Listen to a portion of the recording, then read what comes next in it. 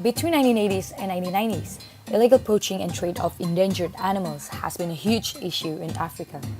One of the species is rhinoceros. For more than 1,350 rhinoceros were killed in 2015 alone.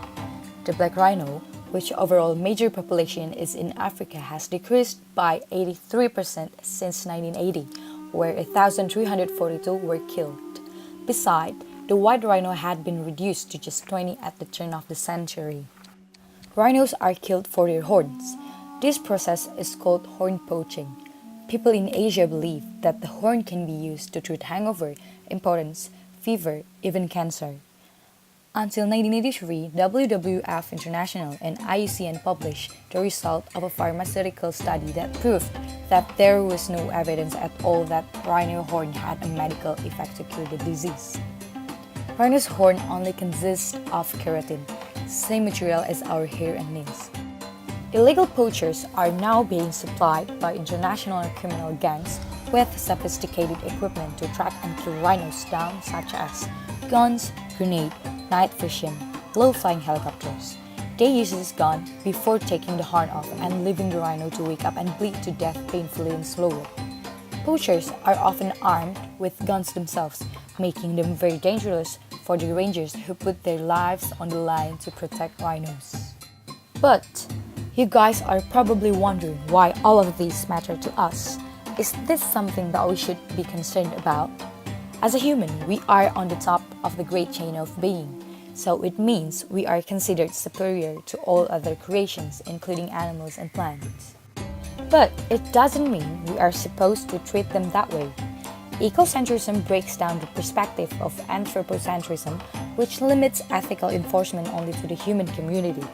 They extend it to the entire ecosystem community because they believe that every species who's lived and existed have goals and values itself and has the right to live in prosperity. Human life and well-being depend on the universe, just as other species in the universe also depend on the existence of other species.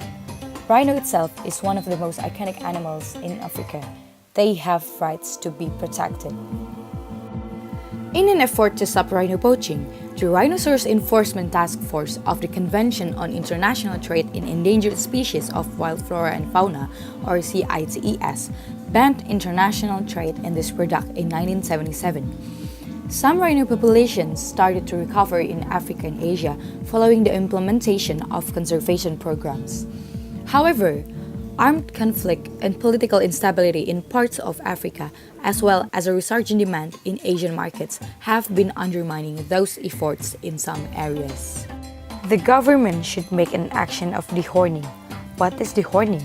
Dehorning is a process where rhino's horns are being cut until it's dull. When its horn is dull, nobody wants to take their horn away, and by dehorning them, it won't affect their well-being, because poachers always cut them through their head, not only their horn.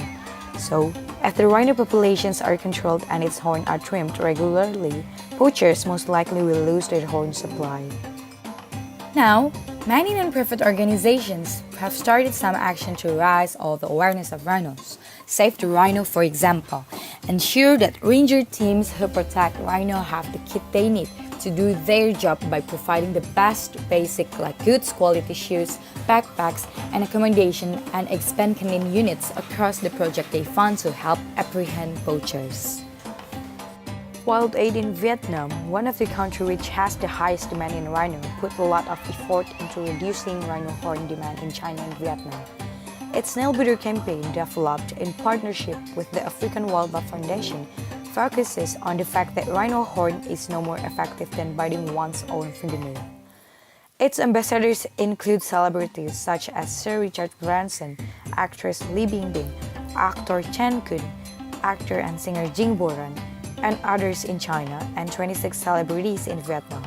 To spread its message, they use public service announcements, billboards placed in subways, shopping centers, pedestrian walkways, and outdoor screens. It also launched a social media campaign that had over 12 million views on Weibo, a Chinese hybrid between Twitter and Facebook, and over 1.5 million views on other social media platforms. Depending on what we do and what we don't do, we can lose rhinos in the next decades. So, what can you do to save these rhinos? You can help to raise awareness towards this serious issue by sharing this video, and you can also step further by donating to help non-governmental organizations like VETPO or Save the Rhino in advance to expand a war against poaching. Faking a smile now, been here for a while now. I'm fed up with this, I just wanna go home.